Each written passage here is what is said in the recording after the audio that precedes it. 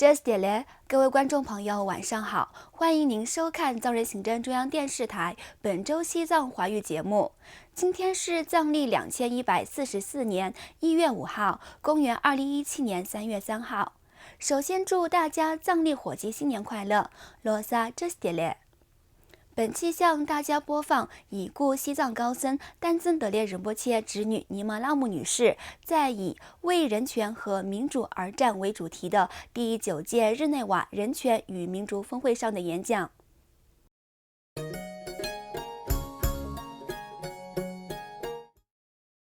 上周三，西藏人权斗士、流亡活动家、已故西藏高僧丹增德烈仁波切侄女尼玛拉木女士在以为人权和民主而战为主题的第9届日内瓦人权与民主峰会上进行了演讲。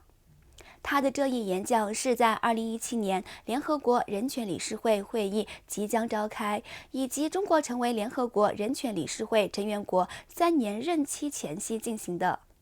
尼玛拉木女士代表西藏向来自古巴、伊朗、朝鲜、俄罗斯、越南等国家的代表进行了演讲。尼玛拉木女士对现场300多名与会代表，其中包括联合国官员、非政府人权组织成员等，叙述她在西藏的生活遭遇，最后冒着生命危险逃离西藏，以及讲述她的叔叔已故西藏高僧丹增德烈仁波切于2015年在中国监狱离奇死亡等种种不幸遭遇。以下是尼玛拉木女士在第9届日内瓦人权与民主会议上演讲的视频。大家好，非常感谢联合国观察团给我在此发言的机会。我是来自西藏东部康区的一个牧民家庭，目前我6岁的女儿和母亲还在西藏境内。为了向国际社会诉说我和我的家人所遭受的苦难，我冒着牺牲自己和家人的生命危险逃离西藏。原因是中国当局伪造罪证指控并监禁我的叔叔丹增德烈仁波切，同时在中共监狱遭受虐待长达13年，最后在狱中突然离奇死亡。2002年4月7号午夜，我的叔叔以涉嫌爆炸案的罪名被中共当局从他的寺院带走。我叔叔被捕时，我才12岁。当时我以为叔叔很快就会被释放，因为他根本不会犯罪。但是我错了，我的叔叔被中国政府监禁了13年，他最后一次的呼吸也是在中国的监狱里。叔叔在监狱里向我母亲叙述了他在狱中遭受各种刑罚的经历。监狱当局常常对他实行酷刑，让他失去知觉。当局不断地对他进行蹂躏虐待的同时，嘲笑他是精神领袖。精神领袖可以展示他的精神力量来应对殴打带来的疼痛。然而，我的叔叔没有对他实行酷刑的人生起任何仇恨和愤怒，相反，逆来顺受，以慈悲心对待他们，并建议我和我的母亲也要有慈悲心。我的叔叔始终表示他没有犯罪，而他所犯的唯一罪行是他是一位拥戴达赖喇嘛尊者的虔诚信徒。叔叔让我们向中国政府高层提出上诉。自从叔叔被监禁以来，为了让他早日恢复自由，我的家人以及当地藏人在力所能及的范围内做出了许多努力。虽然我的家庭和当地藏人经济状况不是那么好，但是我们反复前往北京和四川成都，向当局申诉我叔叔的冤案。我们呼吁当局对我叔叔要经过司法程序进行公正审判。我们还要求当局让叔叔保外就医。但是所有这些努力都是徒劳的。相反，许多藏人同胞为叔叔审冤而受到当地政府的骚扰和镇压，甚至遭到逮捕。期间，当局动用武力，导致许多藏人受到枪伤。叔叔一直努力保护西藏语言文化生态环境，尤其对西藏的宗教传承做出了许多工作，如在当地建立寺院、孤儿院、学校、养老院以及医疗诊所等。好多人不知道我叔叔是一位精神领袖，一位仁波切，只认为他是一位环保主义者和社会工作者。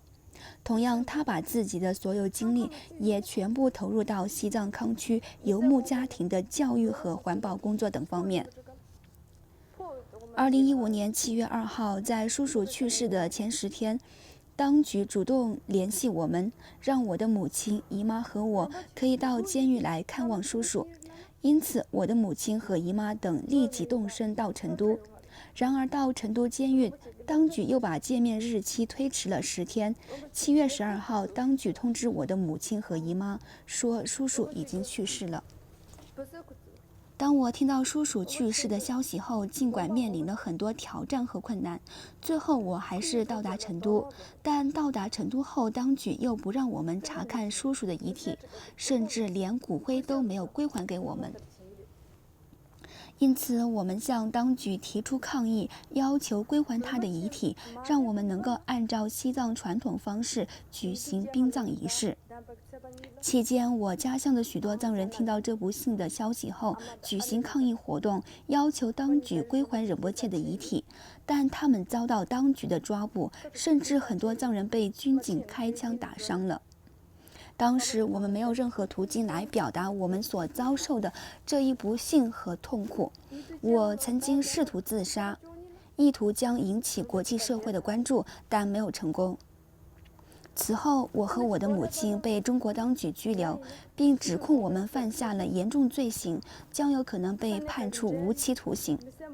几天后，当局让我们在一份与我叔叔死亡有关的公文上签字。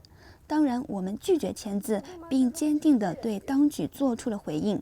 丹增德烈仁波切不只是我们的家人，他也是所有藏人的精神领袖。3天后，得知理塘地区的一名藏人干部在一次会议上替我们在上述公文上签了名。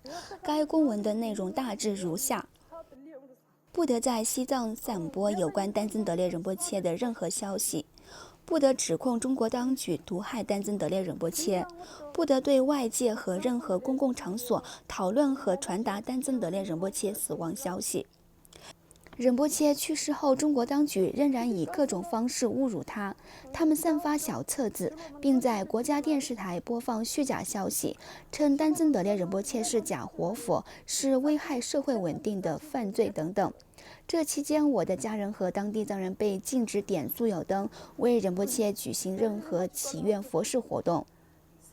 中国当局还不允许藏人为仁波切建造纪念佛塔，禁止民众供奉仁波切法像。当局还下令不允许仁波切转世，声称如果转世被确认，当局将以第11世班禅喇嘛根登确济尼玛的转世一样，将控制我叔叔的转世灵统。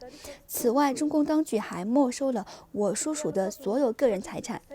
中共当局期待我叔叔的离奇死亡随着时间而褪色，但我拒绝接受中共当局对我们的这一不公正行为。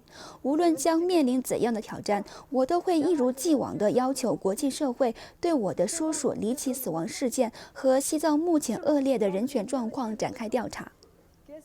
在此，我呼吁维护正义、人权和自由的国际社会彻底调查这一冤案，并希望通过国际社会敦促中国政府对我叔叔丹增德烈仁波切在狱中离奇死亡的原因做出正确合理的解释。同时，围绕以下几个问题，呼吁国际社会对中共当局提出质疑。1. 中共当局为什么要杀害我叔叔丹增德烈仁波切？2. 当局为什么不归还我叔叔的遗体和骨灰？3. 丹增德烈仁波切到底犯了什么罪？今天我对大家诉说的只是西藏境内发生的诸多事件中的一个例子。西藏境内的藏人仍然在遭受着苦难，因此我呼吁大家尽快解决西藏境内极其严重的人权问题。西藏境内的许多藏人希望国际社会继续支持西藏。境内藏人今天不能与我们在一起分享他们的故事，因为他们被中共当局限制出国旅行，说真话。最后，感谢你们的关注，非常感谢。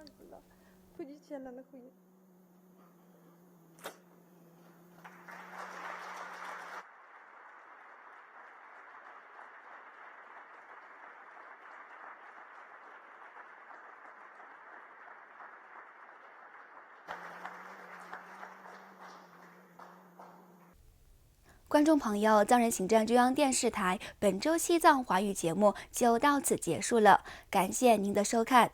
在这新的一年里，祝达赖喇嘛尊者法体安康，祝海内外同胞阖家内外早日团圆。